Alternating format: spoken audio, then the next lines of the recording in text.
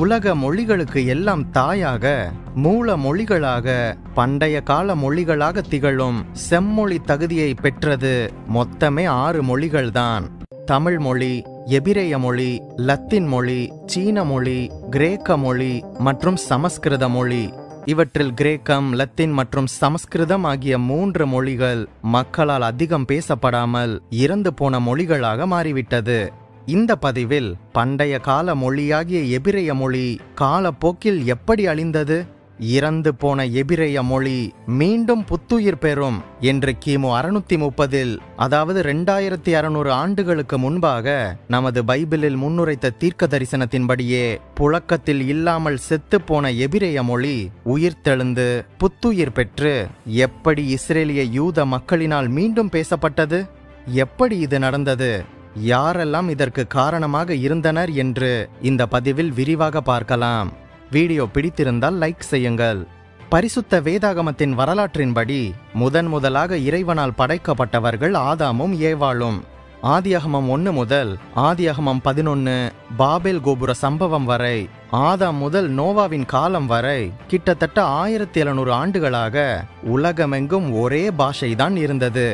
ஒரே மொழியில் ஒரே விதத்தில்தான் மக்கள் அனைவரும் பேசி வந்தனர் என்று ஆதியாகமம் 11:1 சொல்கின்றது.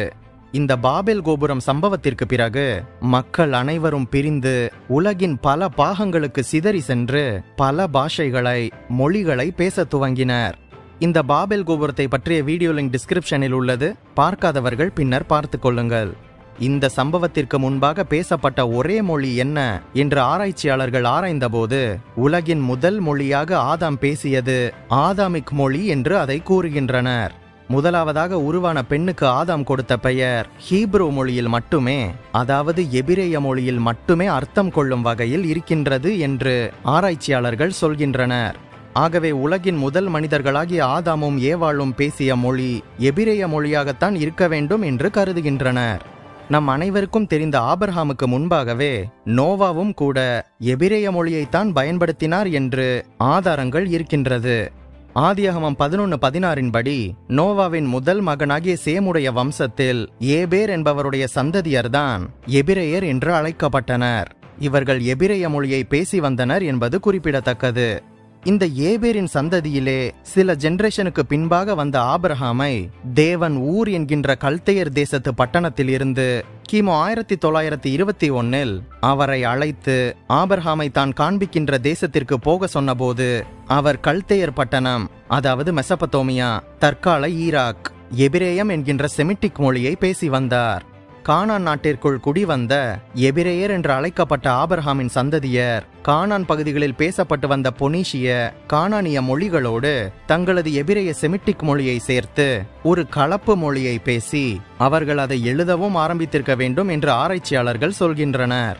இப்படிப்பட்ட எபிரேய செமிட்டிக் மொழி மோசேயின் காலத்தில் கிமு 1520 முதல் கிமு 1400களில் இஸ்ரேல் மக்களின் தேசிய மொழியாக உருப்பெற்று தொடர்ந்து வளர்ந்து வந்திருக்கின்றது. மோசே பரிசுத்த வேதாகமத்தின் முதல் 5 ஆகமங்களை எபிரேய மொழியில்தான் எழுதியிருக்கின்றார்.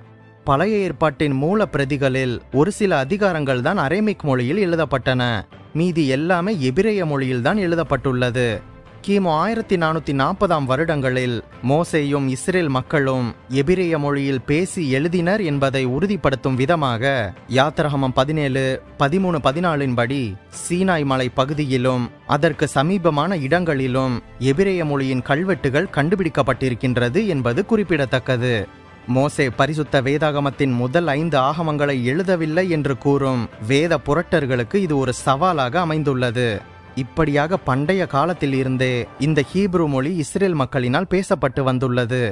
காலங்கள் சென்ற பின்பு மகா அலெக்சாண்டரின் காலத்தில் கிமு 334 கிரேக்க கலாச்சாரமும் கிரேக்க மொழியும் அலெக்சாண்டரின் ராஜ்யம் முழுவதிலும் ஆதிக்கம் செலுத்தியபடியினால் பாலஸ்தீனாவில் எபிரேய மொழி அரசியல் மொழியாக இல்லாமல், பிரதான மொழியாக இல்லாமல் யூதர்கள் மட்டும் உபயோகம் செய்யும் மொழியாக இருந்து வந்தது. காலம் போக போக தேவாலயத்து ஆசாரியர்கள் மட்டுமே உபயோகிக்கும் மொழியாகவும் படிப்படியாக இது மாறியது.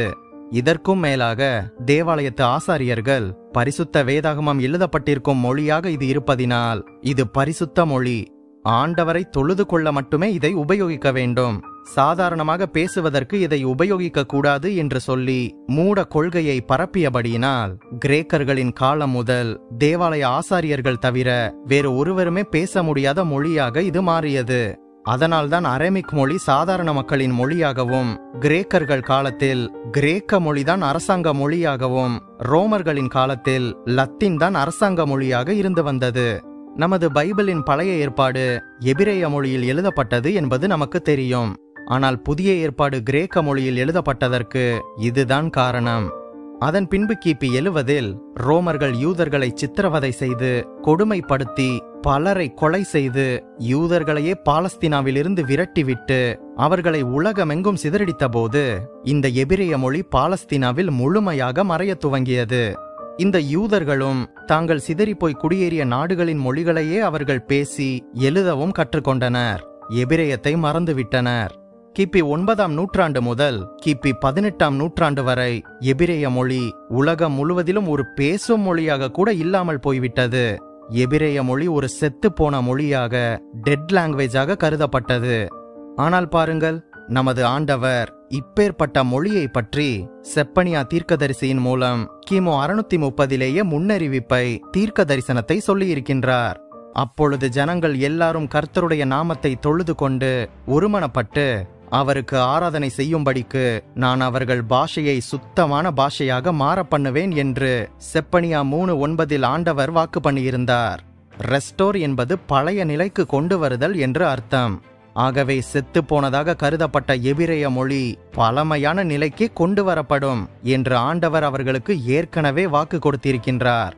இந்த தீர்க்க தரிசனம் சொல்லப்பட்டு பல வருடங்களுக்கு பின்பாக கிபி 1911ஆம் வருடத்தில் முல்டக்கர் என்கின்ற பேராசிரியர் என்சைக்ளோபீடியா பிரிட்டானிகா என்கின்ற கலைக்களஞ்சிய நூலில் செத்து போன எபிரேய மொழி உயிர் பெற்று வருவது என்பது மத்திய கிழக்கில் இஸ்ரேல் என்கின்ற நாடு திரும்பவும் உருவாக எவ்வளவு வாய்ப்பு இல்லையோ அதை போன்றதுதான் என்று ஆணவமாக எழுதினார். ஆனால் ஆண்டவருடைய சித்தம் என்று ஒன்று இருக்கின்றதல்லவா? இவரின் ஆணவ கூற்றுக்கு 2541 வருடங்களுக்கு முன்பாகவே செப்பனியா தீர்க்கதரிசினால் இது முன்னுரைக்கப்பட்டு விட்டது. இவர் சொல்வது நடக்குமா அல்லது கடவுள் சொன்னது நடக்குமா? கடவுள் சொன்னதுதான் அல்லவா? கடவுள் சொன்னது எப்படி நிறைவேறியது என்று பார்ப்போம். 19ஆம் நூற்றாண்டின் இறுதியில் உலக சீயோனிய சங்கம் உருவாகி யூதர்கள் ஆண்டாண்டு காலமாக தாங்கள் குடியிருந்த கானான் தேசத்தில் மீண்டுமாக சிறுக குடியேற துவங்கிய பின்பு இந்த எபிரேய மொழி கொஞ்சம் கொஞ்சமாக உயிர் பெற துவங்கியது. இந்த எபிரேய மொழி 22 எழுத்துக்களை கொண்டது. நாம் லெஃப்ட் சைடிலிருந்து ரைட் சைடு தான் எழுதுவோம் அல்லவா? ஆனால் எபிரேய மொழி வலப்பக்கத்திலிருந்து இடப்பக்கமாக எழுதப்படும். கிபி 1863ஆம் வருடம் முதலாக ஹவாசலட் என்கின்ற எபிரேய பத்திரிகை வெளியிடப்பட்டது. கிபி 1881ஆம் வருடம் பாலஸ்தீன நாட்டில் எலியேசர் பென் யெஹூதா என்பவர் ஜெப ஆலய ஆராதனைகளுக்கு மட்டும் உபயோகிக்கப்பட்டு வந்த இந்த எபிரேய மொழிக்கு, ஓல்டு ஹீப்ரு லாங்குவேஜிற்கு புது வார்த்தைகளை சேர்த்து திரும்பவுமாக ஒரு பொது மொழியாக இந்த எபிரேய மொழியை உருவாக்கினார். கிபி 1884இல் எபிரேய மொழியில் அவர் ஒரு பத்திரிகையையும் வெளியிட்டார். 1890இல் 1,00,000 வார்த்தைகள் அடங்கிய ஒரு எபிரேய மொழி அகராதியையும் அவர் வெளியிட்டு பெருமையையும் சம்பாதித்துக் கொண்டார். அதன் பிறகு கிபி 1906ஆம் வருடம் முதல் எபிரேய மேல்நிலை பள்ளி யோப்பா பட்டணத்தில் ஆரம்பிக்கப்பட்டது. கிபி 1925ஆம் வருடம் எபிரேய பல்கலைக்கழகம் எருசலேமில் ஸ்கோபஸ் மலை என்கின்ற பகுதியில் நிறுவப்பட்டது.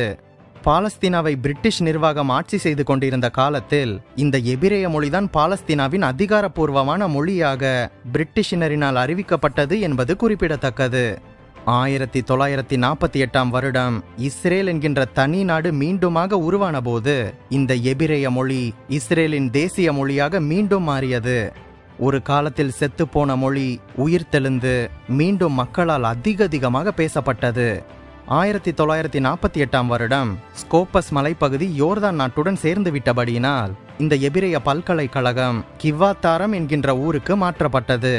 ஆனால் 1967ஆம் வருடத்தில் நடந்த யூத அரேபியா 6 நாள் யுத்தத்தில் இந்த இஸ்ரேல் எருசலேம் பட்டணத்தையும் யோர்தானின் மேற்கு கரை பிரதேசங்களையும் ஜெயித்து பிடித்த பின்பு இந்த ஸ்கோபஸ் மலைப்பகுதி இஸ்ரவேலுக்கு திரும்பவும் கிடைத்தது. ஆகவே இந்த எபிரேய பல்கலைக்கழகம் 2 இடங்களில் ஸ்கோபஸ் மலைப்பகுதியிலும் இருந்தது, கிவ்வாதாரம் என்கின்ற ஊரிலும் செயல்பட துவங்கியது. இது 20ஆம் நூற்றாண்டில் இஸ்ரேல் நாட்டில் சடுதியாக வளர்ந்த யூத ஜனத்தொகையின் தேவையை ஈடு செய்ய நமது ஆண்டவர் செய்த அற்புதம்.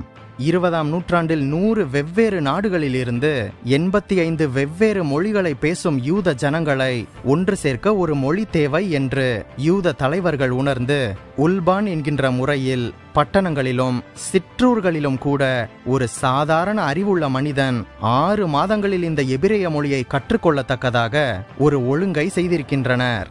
தற்கால விஞ்ஞான யுகத்திற்கு ஏற்ற விதமாக இந்த எபிரேய மொழியை உலகமெங்கும் வளர்க்க இந்த 2 எபிரேய பல்கலைக்கழகங்களும் பெரும் முயற்சிகளை செய்து வருகின்றன.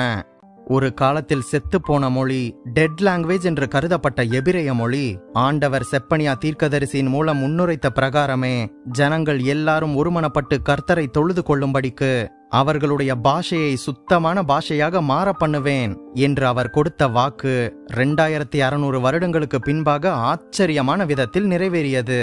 2013 கணக்கின்படி உலகம் எங்கும் 9 மில்லியன் மக்கள் இந்த எபிரேய மொழியை பேசுகின்றனர். அதில் 7 மில்லியன் மக்கள் மிக துல்லியமாக ஹீப்ரு பேசுகின்றனர் என்று வெளியிடப்பட்டுள்ளது. தற்போதைய லிட்ரசி ரேட்டின்படி 95% இஸ்ரேலிய யூதர்கள் எபிரேய மொழியில் தேர்ந்தவர்களாக உள்ளனர் என்பது குறிப்பிடத்தக்கது. இஸ்ரேல் நாட்டின் இந்த மொழி புத்துயிர் பெற்றுவிட்டாலும் இன்னும் இந்த தீர்க்க தரிசனத்தின் முன்பகுதி, அதாவது ஜனங்கள் ஒருமனப்பட்டு கர்த்தரை தொழுது கொள்ளும்படிக்கு என்பது இன்னும் நிறைவேற வேண்டியதாக இருக்கின்றது. ஏனென்றால் ரஷ்யா போன்ற பொது உடைமை நாடுகளிலிருந்து வந்த யூதர்களில் சிலர் கடவுள் நம்பிக்கையற்றவர்களாக இருக்கின்றனர். மீகா 4:1-2 வசனங்களின்படி அவர்கள் யூத மார்க்கத்தின்படி யெகோவாவை கடவுளாக ஏற்றுக்கொள்வது நிச்சயம். அது விரைவில் நடக்கும்.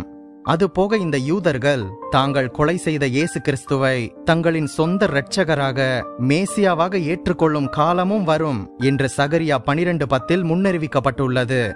இதுவும் சீக்கிரம் நிறைவேறும். ஏற்கனவே ஆதி அப்போஸ்தல காலத்திலிருந்து யூதர்களில் பலர் இயேசுவை ஏற்றுக்கொண்டனர், இன்னும் ஏற்றுக்கொண்டிருக்கின்றனர். இந்த முழு யூத இனமே ஒரு கட்டத்தில் இயேசு கிறிஸ்துவை ஏற்றுக்கொள்ளும் காலம் சீக்கிரம் வரும். அதற்காக காத்திருப்போம். இதுவே பண்டைய கால மொழியாகிய எபிரேய மொழி செத்து மீண்டும் உயிர்த்தெழுந்து புத்துயிர் பெற்ற வரலாறு. நீங்கள் ஆசீர்வதிக்கப்பட்டவர்கள். நம் பைபிள் விஸ்டம் தமிழ் சேனலுக்கு உங்களால் முடிந்த உதவியை செய்யுங்கள். இந்த வீடியோவையும் நமது சேனலையும் உங்கள் கிறிஸ்தவ நண்பர்களுக்கு அறிமுகம் செய்யுங்கள். மேலும் பல தகவல்களுக்கு இஸ்ரேல் ஜூஸ் என்கின்ற வீடியோ பிளேலிஸ்டுக்கு சென்று மற்ற வீடியோக்களையும் பாருங்கள். லிங்க் டிஸ்கிரிப்ஷனில் இருக்கின்றது.